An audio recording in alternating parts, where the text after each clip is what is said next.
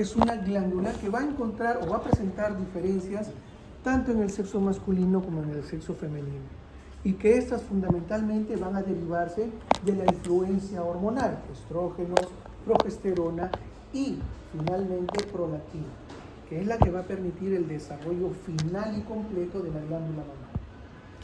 En general, la glándula mamaria, o las mamas, son dos estructuras, ¿no?, de distribución simétrica, una a cada lado de nuestro eje longitudinal, ubicados en un plano anterior de nuestra región pectoral. Superficialmente cubierta por piel y una zona central bastante diferenciada que corresponde a lo que es la areola mamaria y el pezón. Son dos estructuras que vamos a analizar posteriormente. Entonces tenemos por fuera la piel.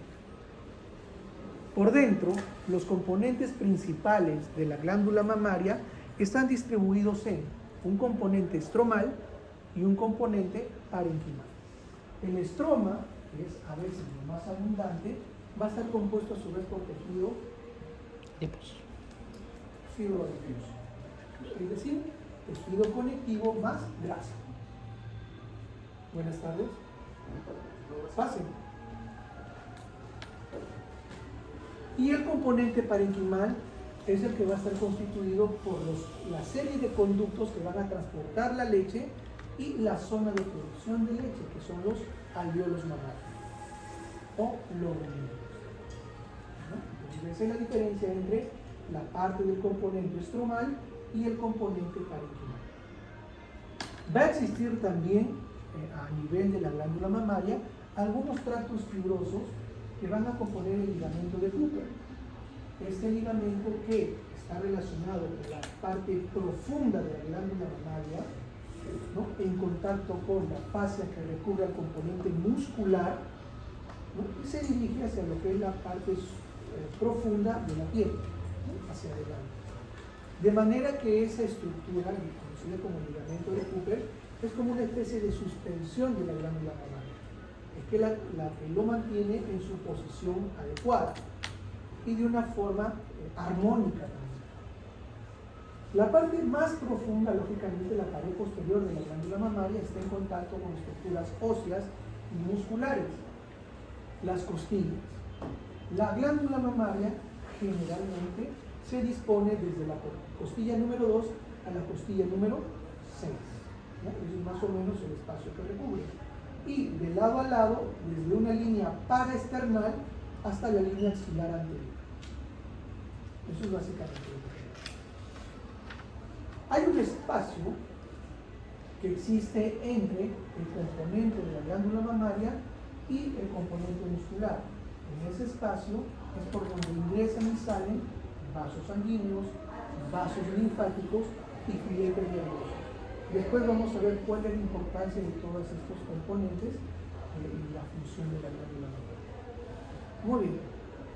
A nivel más anterior, es decir, a nivel del pezón y de la areola mamaria, que es un epitelio bastante modificado, en la parte profunda vamos a tener nosotros un componente de tejido conectivo bastante denso. Y inmerso en ese tejido conectivo denso, vamos a tener nosotros células musculares lisas distribuidas de manera longitudinal y circular. Después vamos a analizar cuál es la importancia de la distribución del componente muscular. Además, una abundancia de filetes nerviosos o terminaciones de tipo sensitivo. Y después veremos por qué la importancia también del componente sensitivo a nivel de la glándula mamaria. Externamente, para nosotros es muy armónico ver un par de glándulas mamarias o mamas en general. Y esto sirve para que nosotros, reconociendo el componente anatómico, podamos también tener alguna idea subyacente de algún diagnóstico presuntivo.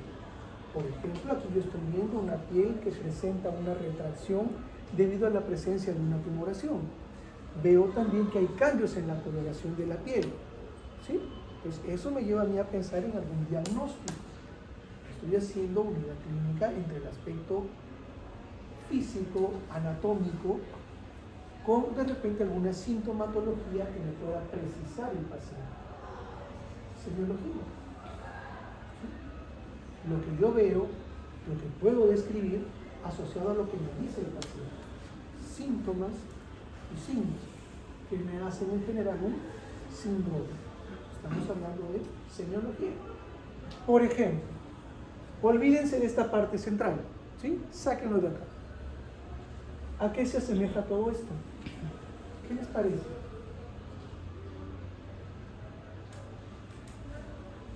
Olvídense de la parte central, ¿sí? No es una mama. ¿Qué parece? Naranja. Una naranja, ¿sí? Ahora sí, miremos la areola y el pezón. ¿Cómo lo ven?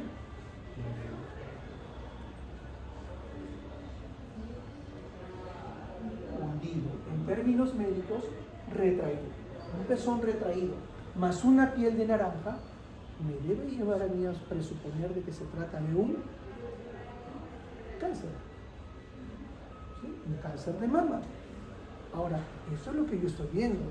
Sumaré a lo que me diga la paciente. Me dirá, sí, desde hace unos meses tengo una sensación de masa. De hecho, cuando he hecho el autoexamen, he notado un bulto en el cuadrante superior externo, donde mayormente se ponen los nódulos. Hay dolor, a veces irradiado hacia la zona axilar, ha cambiado de coloración. Incluso he notado algunas veces que me llora el pezón. Síntomas, signos, síndrome, presunción diagnóstica, elaboro un trabajo diagnóstico. ¿Sí? Lo otro, miren, tengo una mama aumentada de tamaño, probablemente turgente, y si yo lo palpo, caliente, rojiza, dolorosa. Señora, usted está lactando. ¿Usted está dando lactando? Sí. Ok, una más. Entonces, miren ustedes cómo las características anatómicas, después veremos la parte histológica, nos deben llevar a tener nosotros una idea de la fisiología de nuestros órganos. Si entendemos la fisiología, vamos a poder dar pie a lo que es el concepto de fisiopatología. Y si nos vamos por la fisiopatología, podremos tener nosotros alguna noción de algún diagnóstico de patología.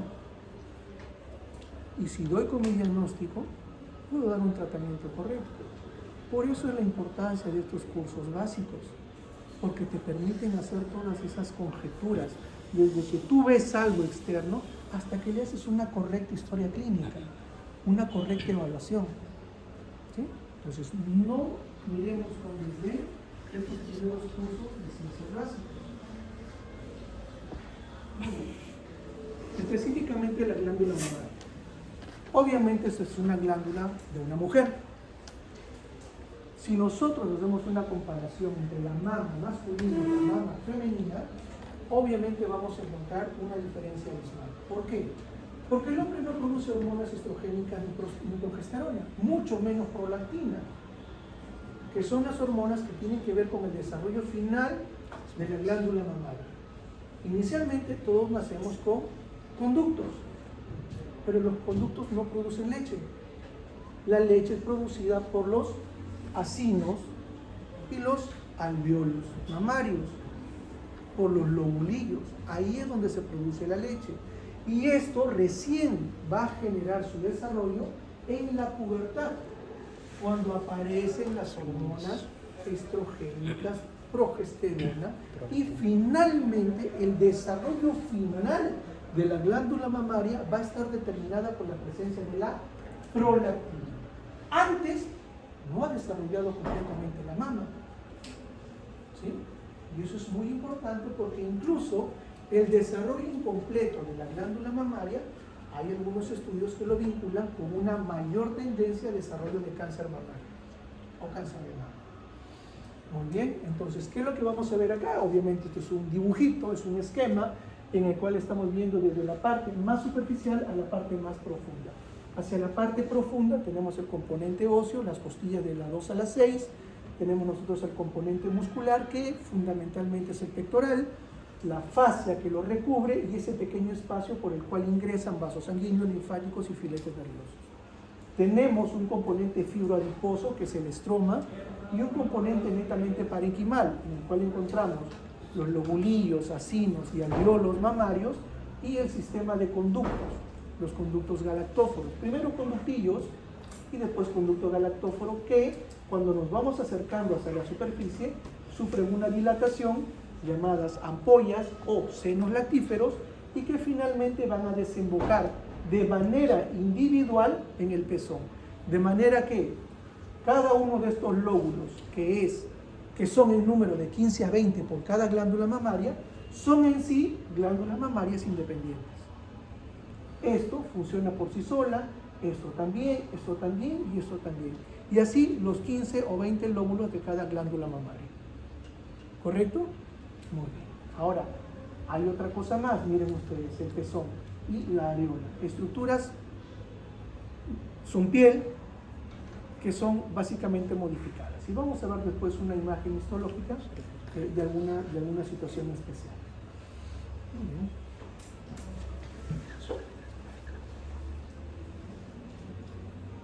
Eso es una lámina histológica, en la cual estamos viendo los lobulillos, miren ustedes, y la parte de los conductos, ¿verdad? Ahora, hemos hablado nosotros de un estroma, ¿verdad? Tejido conectivo y tejido adiposo. Este estroma va a estar dividido en dos áreas fundamentalmente. La primera es aquella que lo ubicamos dentro del lobulillo y es el espacio intralobulillar dentro del lobulillo, en la cual vamos a encontrar tejido conectivo de tipo laxo. Y luego el espacio entre los lobulillos. Este es un lobulillo, este es otro lobulillo, este espacio es el espacio interlobulillar. Y ese espacio está dominado por tejido conectivo denso y regular. ¿Correcto? ¿Hasta ahí estamos claros? Perfecto. Avanzamos. Intertenso. Nuevamente, aquí tenemos una mayor proliferación de acinos mamarios, incluso algunos de ellos produciendo una secreción, ¿verdad? Entonces podemos decir que esta glándula mamaria está bajo los efectos ¿de qué? Si hay secreción, prolactina. ¿Ya? Muy bien. Ya podemos avanzar hasta esa situación, hasta esa descripción, ¿no? Aquí están los acinos, el tejido conectivo, en el cual también hay vasos sanguíneos, capilares, todos ellos muy importantes. Poco a poco por aquí.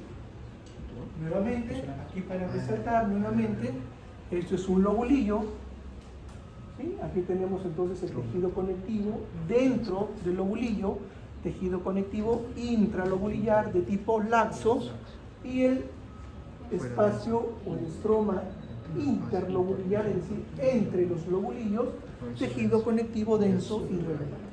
¿Ya? Muy bien, entonces ya tenemos ahí preguntas para el examen. Están desarrollando ustedes y eso es lo bueno. Miren acá. ¿Cuál es el componente mayor? ¿Estromal o parenquimal? Estroma. Veo casi todo como tejido conectivo y grasa, ¿verdad? Entonces, si tengo estas estructuras, aquí tengo algunos conductos o ductos, y aquí tengo la insinuación que comienzan a proliferar, a formarse los alveolitos, ¿verdad? ¿Qué quiere decir esto? Que esta es la mama de una mujer en primeros estadios, ¿no? O sea, de repente una puber, porque recién está sufriendo la influencia de los estrógenos y todo lo demás. Por eso es que recién está iniciando la formación alveolar. Y eso es lo que diferencia al hombre de la mujer. El hombre no produce estrógenos, por lo tanto se queda solamente con algunos conductillos. No tiene alveolos. Entonces estamos acá. Esto es obviamente una mama no lactante. Yo me atrevería a decir que de repente es una mama en una puber, en una adolescente. ¿No? El desarrollo de la glándula mamaria se supone que alcanza su desarrollo a los 20 años. Y el desarrollo completo, final, cuando la mujer gesta. ¿Ya?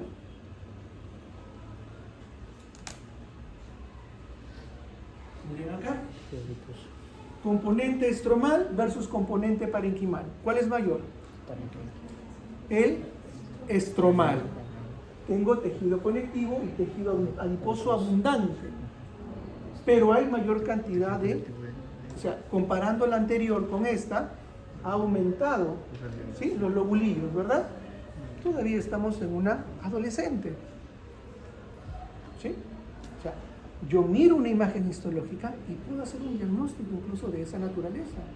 Puedo hablar de que esta mama, sin conocer a la usuaria, sin conocer a la paciente, ha sido una muestra tomada, es una biopsia de una adolescente.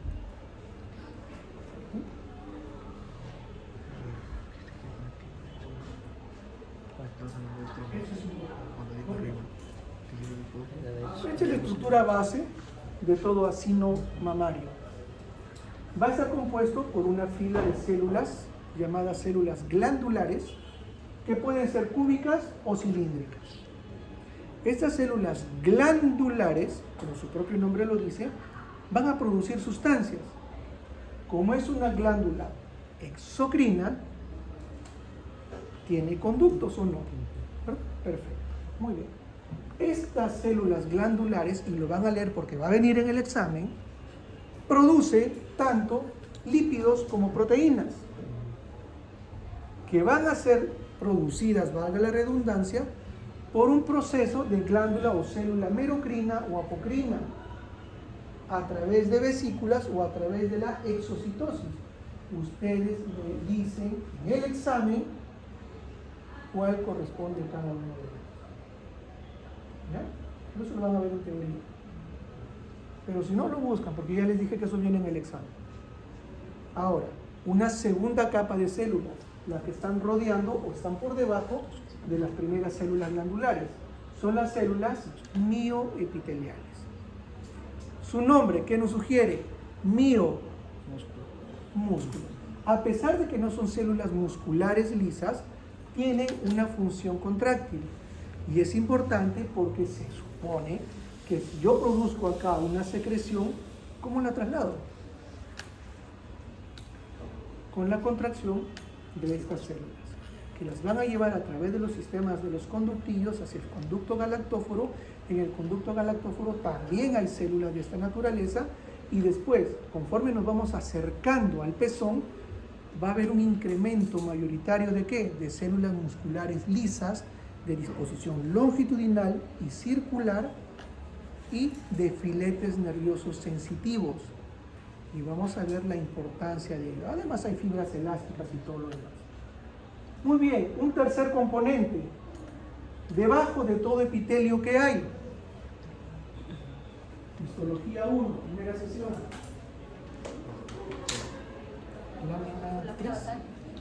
La lámina basal, perfecto. Muy bien.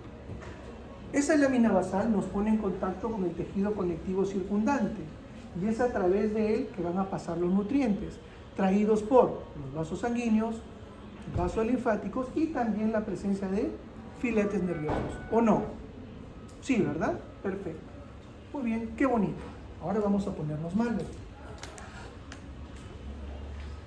Vamos a destruir todo eso. ¿Ya?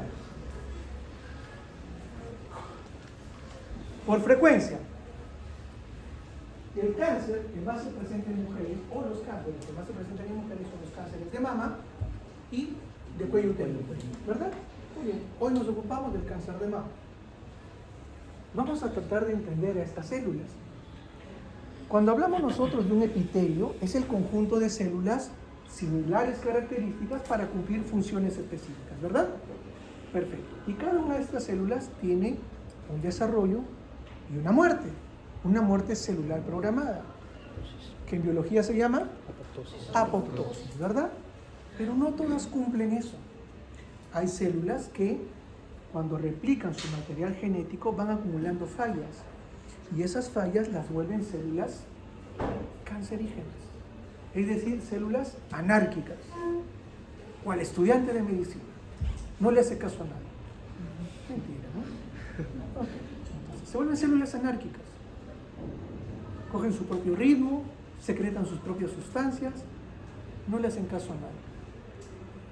Y son maquiavélicas. Porque no contentas con no hacer lo que las demás hacen, destruyen todo este sistema. Producen sustancias que atacan a la lámina basal. ¿Y cuál es la finalidad de atacar la lámina basal? ¿Por qué lo harían? Que la célula ya no lleva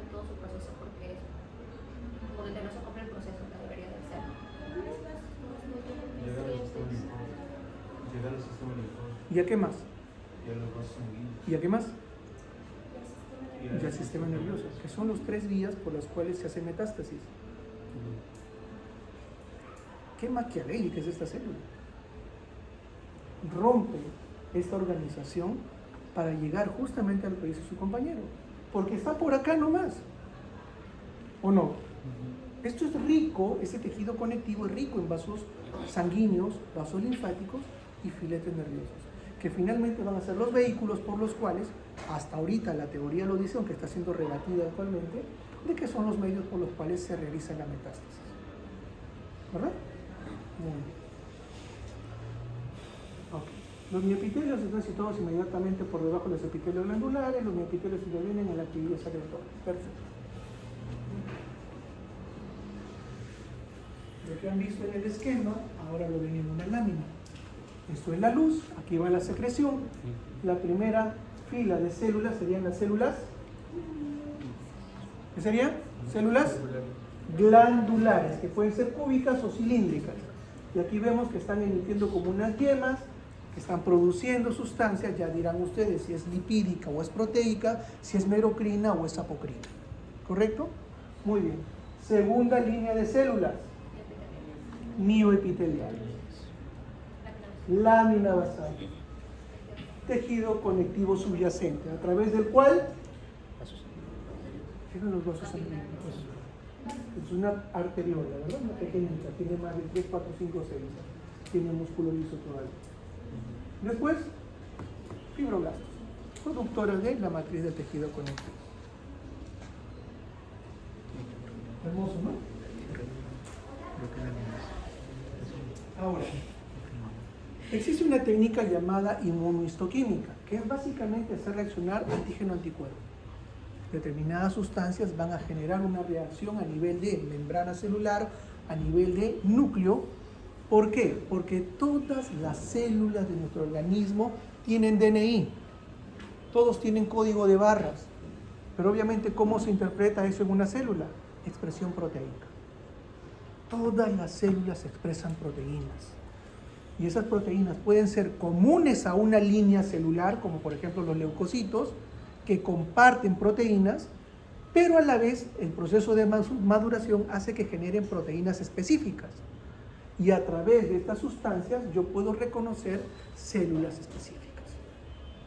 ¿Bien? Entonces, en el caso de glándula mamaria, si yo le pongo la proteína S100, me va a marcar a las células mioepiteliales. Y con eso puedo evaluar yo integridad de la estructura de las dos filas de células, glandular con mioepiteliales. Le echo la S100, las células glandulares no se marcan. Los fibroblastos tampoco se marcan, solamente las mioepiteliales. ¿No?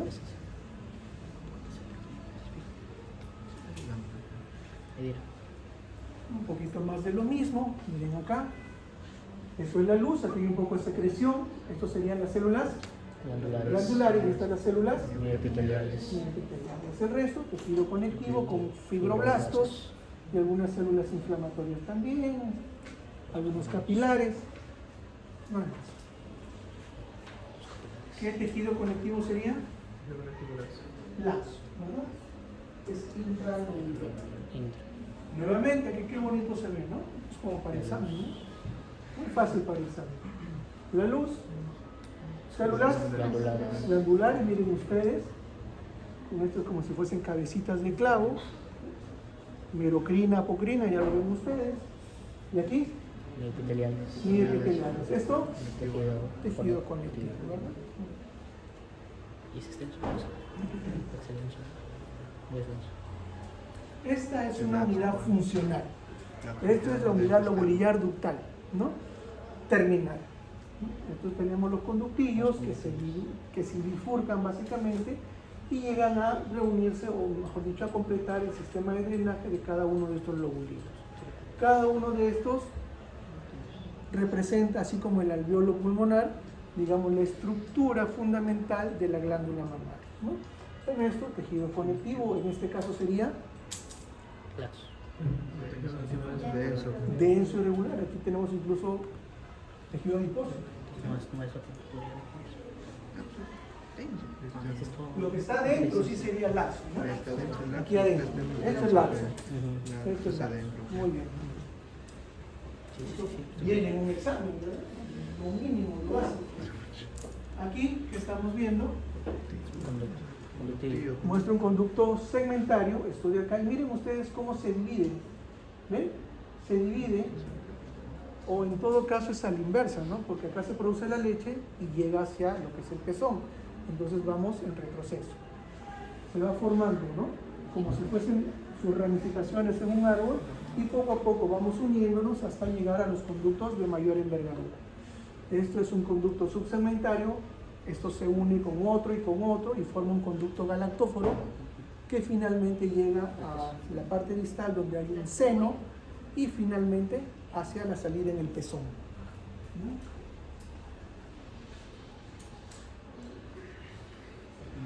Esto es un área dilatada, ¿verdad? ¿Sí? Está dilatada y contiene leche. ¿Qué sería? Un conducto galactóforo dilatado, la zona dilatada, es decir, el seno lactífero, ¿no? Aquí es donde se acumula la leche, aquí alrededor tenemos porque ya estamos acercándonos al pezón, aquí tenemos las fibras musculares longitudinales y circulares. Ahora vamos a entrar en detalle en ese aspecto. Vamos a conversar un poco de eso aprovechando la situación ahí. El pezón, en la profundidad del pezón, vamos a tener nosotros tejido conectivo denso, irregular, fibras elásticas y fundamentalmente vamos a encontrar células musculares lisas de disposición longitudinal y de disposición circular. Además de ello, filetes nerviosos y terminaciones de tipo sensitivo. ¿Por qué creen que está distribuido de esa manera? La estimulación. ¿Cuál sería la estimulación? El bebé La succión, ¿verdad? La succión, muy importante. Muy bien, ahora vamos a desentrañar un poquito eso. Anatómicamente el bebé cuando nace, obviamente su estructura ósea no es tal la de un adulto. La cavidad bucal es completamente diferente y bastante reducida. Deja ingresar justamente al pezón, generando una zona de vacío, si es bien colocado el pezón. Por lo tanto, al generar ese vacío, la succión, el reflejo de succión que tiene el bebé, hace efectiva esa estimulación y genera, a través justamente de las terminaciones sensitivas, que un impulso nervioso vaya a nuestro sistema nervioso, al sistema nervioso femenino. ¿Okay? Se dispara un impulso nervioso. Llega a nivel del hipotálamo. Y el hipotálamo, ese impulso le dice: hey hermanito, deja de producir tu sustancia inhibidora de prolactina. Bien, el hipotálamo se ha hecho, deja de producir. Si no produce sustancia inhibidora de prolactina, ¿qué sucede? Bajamos de nivel, ya no estamos en el hipotálamo, vamos a la adenohipófisis. ¿Qué va a producir? Prolactina. ¿Y qué hace la prolactina? Exacto, se difunde a través de la sangre, llega justamente a los conductos, llega a los acinos mamarios y comienza la producción de leche. Muy bien, un primer estímulo. Seguimos por el sistema nervioso, vamos hasta arriba, pero ya no hay hipotálamo, vamos solamente a neurohipófisis. La oxitocina. ¿Qué sucede con la oxitocina? Con el estímulo del bebé, la oxitocina va a hacer que se eyecte la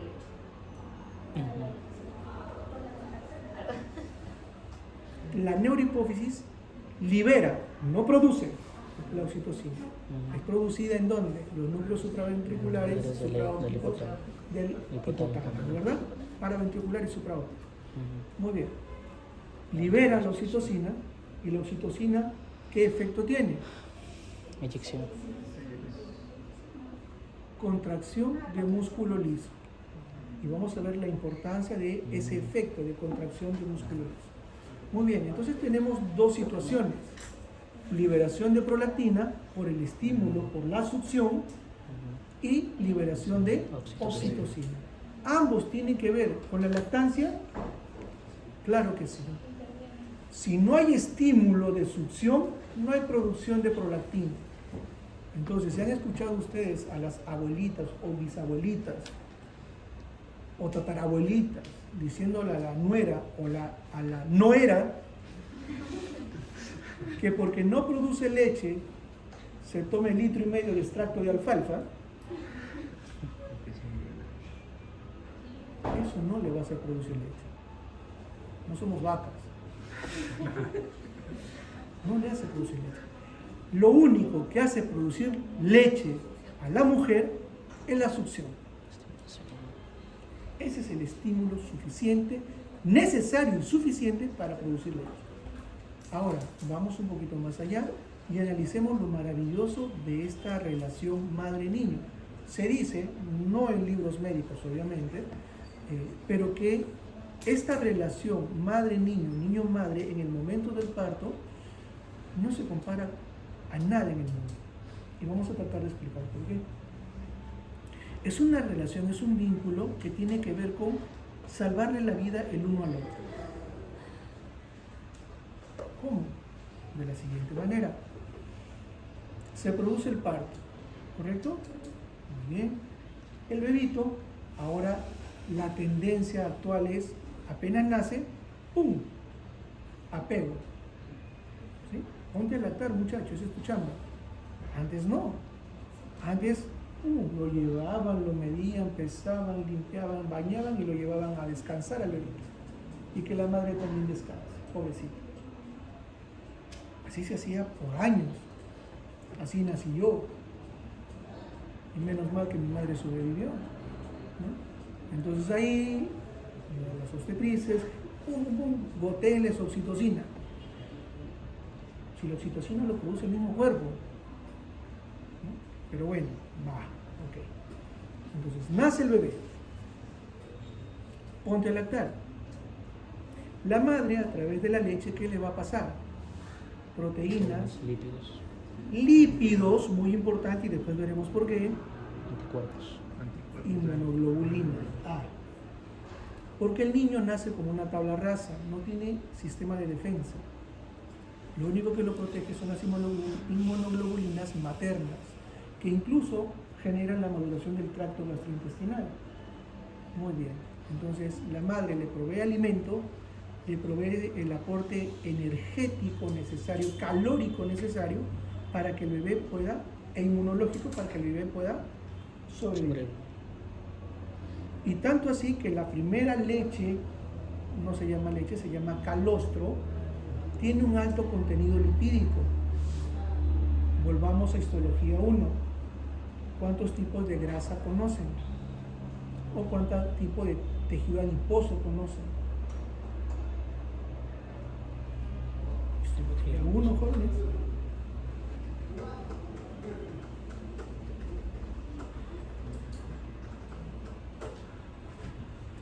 La grasa blanca o amarilla y la grasa parda. ¿Sí? ¿Cuál es la diferencia entre ambas? Si ambas son grasas.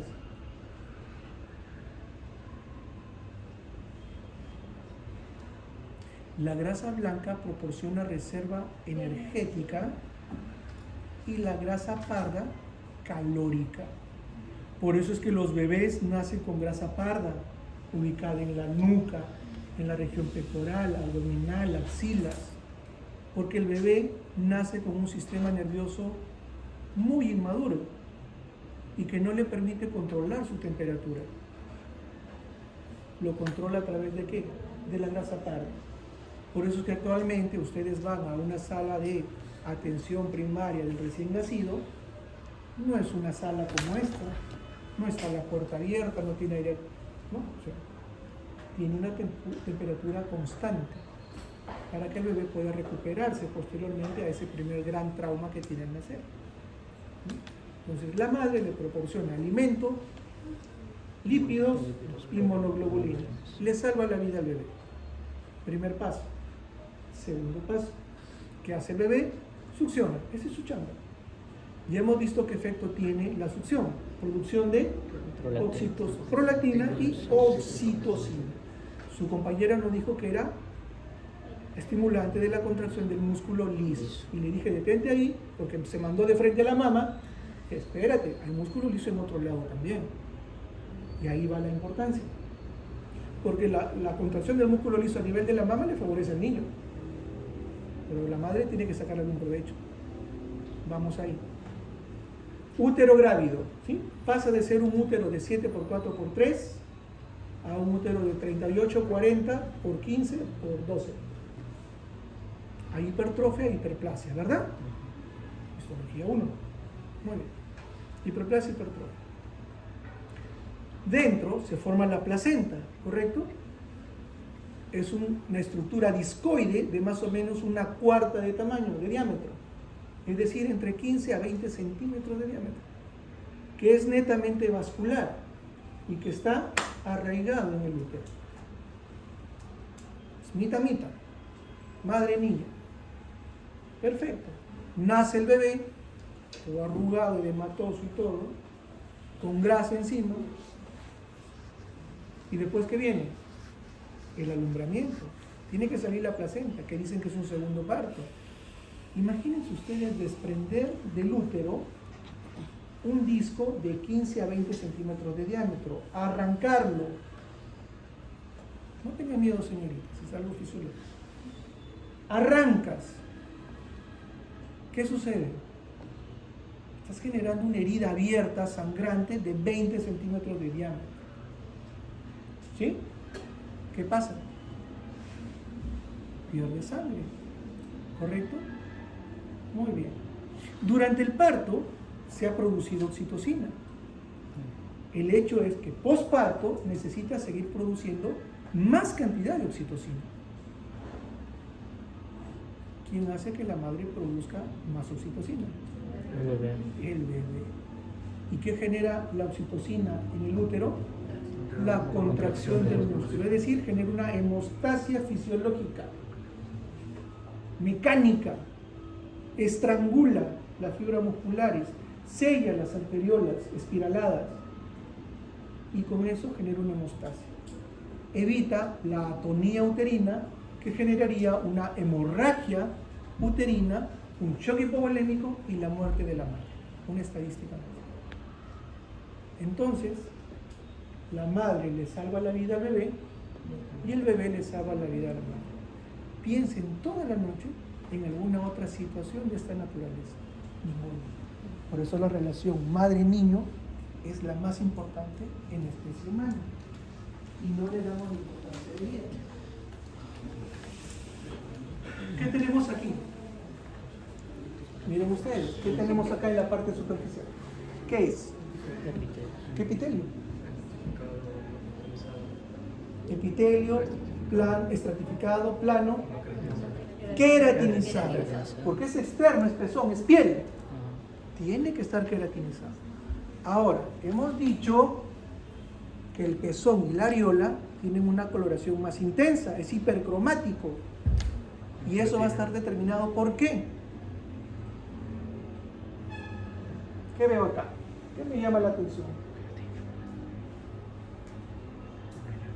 Una coloración pardo, naranja, oscura, ¿sí? ¿A qué se debe? ¿Qué hay ahí? No necesariamente, lo que yo veo es melanina, ¿sí? La melanina distribuida en la capa basal, incluso se refiere histológicamente que en estos casos del pezón llega al estrato espinoso.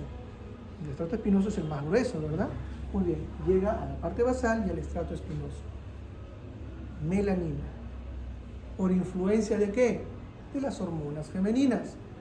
Por eso es que a la mujer, durante la gestación, hay zonas corporales en las cuales se hiperpigmentan y que pueden ser incluso parte de un diagnóstico presuntivo de embarazo. Si le llega a ustedes una mujer que dice que los pechos se le han puesto más turgentes, han crecido, y no me he operado, han crecido, sus pezones y sus areolas están más oscuras, la evalúan y a nivel abdominal, en la línea media, se ha descrito como una pequeña línea bruna. Ven ustedes los labios mayores y menores, el signo de Chadwick, una coloración más violácea. Yo puedo presumir que se trata de una mujer embarazada. Signos presuntivos de embarazo. ¿Cuál es el signo definitivo de embarazo? El latido cardíaco. ¿Sí? Porque tú sientes una masa abdominal, no es sinónimo de embarazo. Se han sacado miomas tremendos, ¿no? Monstruosos. Muy bien, entonces eso es lo que tenemos acá, ¿sí? Melanina en mayor cantidad. No necesariamente melanina en mayor cantidad quiere decir que haya mayor cantidad de melanocitos. No siempre es así. La cosa es que los melanocitos están produciendo gran cantidad de melanina. Usualmente se acompaña melanocitos con producción de melanina. Muy bien, tenemos aquí algunas glándulas también, perfecto. Aquí tenemos los conductos galantógenos, ¿verdad? Que se van dirigiendo justamente hacia la parte del pezón, tejido conectivo denso. Por aquí deben estar las células musculares lisas en disposición longitudinal y circular. De manera que esa disposición longitudinal y circular, ¿qué es lo que van a hacer? ¿Ustedes han visto la técnica de extracción de leche en las vacas? ¿Han visto cómo se saca la leche de las vacas? Es decir, cierro y jalo, cierro y jalo. Fibras musculares longitudinales y fibras musculares circulares. Interesante, ¿no? Ahora se entiende.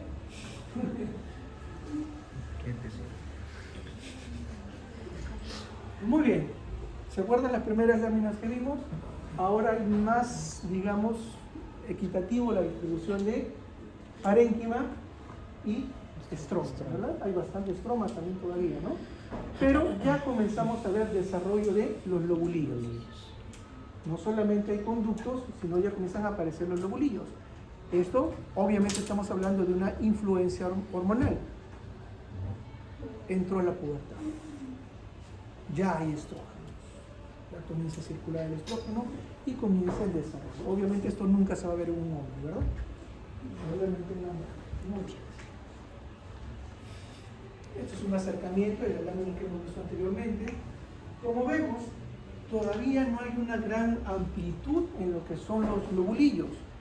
De hecho, los lobulillos permanecen un poco plegados hasta llegar a la etapa de gestación, donde las concentraciones hormonales se disparan y finalmente, al momento de secreción de prolactina, cuando ya alcanzan su desarrollo final.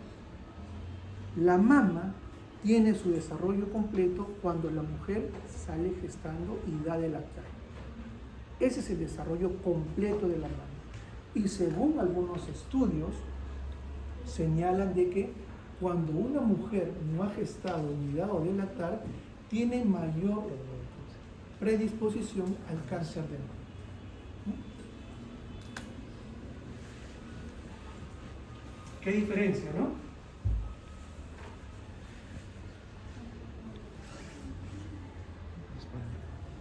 Así no, así no, así no. Juntos, todos ellos, casi no hay espacio entre ellos. Las células glandulares, miren ustedes, su citoplasma cómo está agujereado. ¿Sí? Eso se llama vacuolización del citoplasma. ¿Por qué hay vacuolas? Y esas vacuolas han estado llenas de lípidos. Lo que pasa es que cuando se hace el manejo, la preparación de las láminas histológicas, se somete a alcohol en diferentes grados. Y el alcohol elimina la grasa. No lo pongan como justificación para sus fines de semana. Ahí no funciona. ¿Okay? Solamente en las láminas histológicas. Pones en alcohol y se elimina la grasa, los lípidos que han estado contenidos en las vesículas. Por eso es que las vesículas se ven como espacios blancos. Vacuolización del citoplasma. ¿Okay? Entonces, estas células glandulares han estado produciendo lípidos. Y eso no quiere decir que obviamente se trata de una glándula que está dando de lactar. ¿Qué pasó? El mayor componente es estromal, ¿verdad? Pero tenemos algún indicio de que han habido dilataciones ya. Los conductos han estado bastante dilatados. Quiere decir que esto ha alcanzado ya su desarrollo máximo y después entra en un periodo de regresión, porque ya no vemos alveolos. Eso es lo que sucede cuando la influencia de las hormonas cesa en un periodo premenopáusico y posmenopáusico. Predominio de periodo conjuntivo. Porque hasta el componente graso disminuye también durante las edades avanzadas. Muy bien. Como conclusiones, entonces, las glándulas mamarias son glándulas sudoríparas modificadas, ¿sí? Apocrinas, de naturaleza o de forma tubuloalveolar, más o menos el número de 15 a 20 en cada una de las glándulas mamarias, en cada una de las mamas. Histológicamente compuesto por un lobulillo y su porción conductora, dice, de los conductos galactóforos o lactíferos. Los lobulillos mamarios compuestos por acinos o también llamados alvéolos mamarios. El epitelio de los conductos diacinos es cúbico a cilíndrico simple. También a nivel de los conductos galactóforos también tenemos esa presentación. Conforme nos vamos alejando hacia la parte de los senos lactíferos, el epitelio puede ser estratificado también. Y finalmente hacia la salida de los pezones es un epitelio estratificado, plano, queratinizado. La areola va a contener algunas estructuras glandulares llamadas de Montgomery, que son glándulas sudoríparas, van a producir lógicamente fluido y también un componente graso que va a servir como lubricante para toda esa zona. Acordémonos que es una zona donde hay digamos, que se puede lesionar con este efecto mecánico de la succión, por más que el bebito no tenga dientes en los primeros meses de vida, pero igual el efecto mecánico de succionar genera microerosiones a nivel del epitelio que pueden originar o pueden permitir el ingreso de gérmenes, pueden generar un proceso inflamatorio, un proceso infeccioso, conocido como mastitis, ¿no? Por último, el pezón tiene un epitelio estratificado plano, queratinizado, está ubicado sobre un tejido conectivo bastante denso, de naturaleza colagenosa, con presencia de fibras elásticas, además de músculos.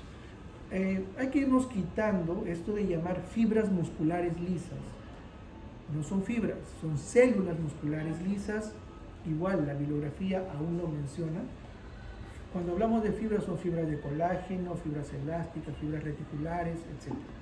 Estas son células musculares lisas de disposición circular y longitudinal. ¿Preguntas, jóvenes? ¿No? ¿Se han entendido las descripciones de todas las láminas? ¿Sí? De eso se trata el examen. ¿No? Entonces, si no hay más preguntas, me eligen a su representante y hay algo, ¿no? Yo a través de los representantes, como les dije en un primer momento, si considero de que hay algunas imágenes mejores a las que hemos visto, se las voy a hacer llegar, con descripción y todo, ¿ya? Y esas ingresarían al examen también, si fuese necesario. Si no, con las que tenemos es suficiente. Doctor, ¿también entran preguntas teóricas o solamente puras imágenes? Puedo preguntar, por ejemplo, a ver, no lo voy a colocar así. Ok, por ejemplo, ¿qué estructura principal se visualiza en la siguiente lámina? Ácidos mamarios, ¿verdad? Perfecto. ¿En qué estadio se encuentra? Lactante, ¿verdad? ¿Bajo influencia de qué hormona? Prolactina. ¿Qué célula es la que estoy señalando? ¿Qué célula es la que estoy señalando? Mío. Perfecto. ¿Así? ¿Y los pasitos son con imágenes o todos? Claro que son con imágenes, todas son con imágenes. ¿Sí? Colocar señal, lo que ves acá, y un poquito de respuesta también, ¿no? O sea, en la lámina tú no estás viendo que aquí digo está en estadio tal, pero ya lo sabes. ¿Cómo se llama este fenómeno? vacuolización citoplasmática. Esas cosas ya las vimos, ya las describimos. Ustedes tienen que ir a profundizar.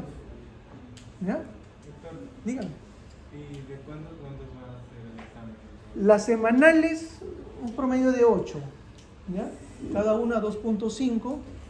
Y tengo como práctica también lo siguiente: dan el examen, terminan de dar el examen y entregan, inmediatamente les pongo las respuestas, de manera que ustedes ya saben su nota, ¿sí? Ya no están preguntando, ¿estaré bien, estaré mal? No, ya lo saben, ¿ya?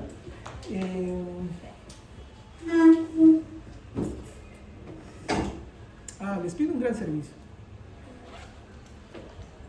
Y les pido esto porque ya ha pasado, ¿sí? Yo suelo hacer múltiples exámenes, no hago uno solo, ¿no? Hago 4 o 5 tipos de exámenes, hasta 8 he llegado a hacer. ¿Por qué? Porque yo puedo preguntar muchas cosas de esta manera. ¿Qué es lo que sucede? A veces se entiende mal el compañerismo. Entonces, como yo les pongo las respuestas, y al siguiente grupo, sus amigos, ¡pum!, estas son las claves. Y hay alumnos que vienen, se sientan y llenan su examen sin ver ni siquiera las láminas que les estoy preguntando. Entonces, reviso, grupo 1, perfecto, sí, no, sí, bla, bla, bla, su no. Segundo grupo, las claves de este no tienen las claves acá. Y son completamente diferentes. ¿Ya? Entonces, y ni siquiera se toman la iniciativa de ver la lámina, solamente escriben la respuesta. Entonces, no hagan eso porque les están haciendo un daño a sus compañeros. ¿Ya? De repente hay algunos que ya me conocen cómo trabajo, otros que no. Entonces, lo mismo sucede con los otros grupos. ¿Ya?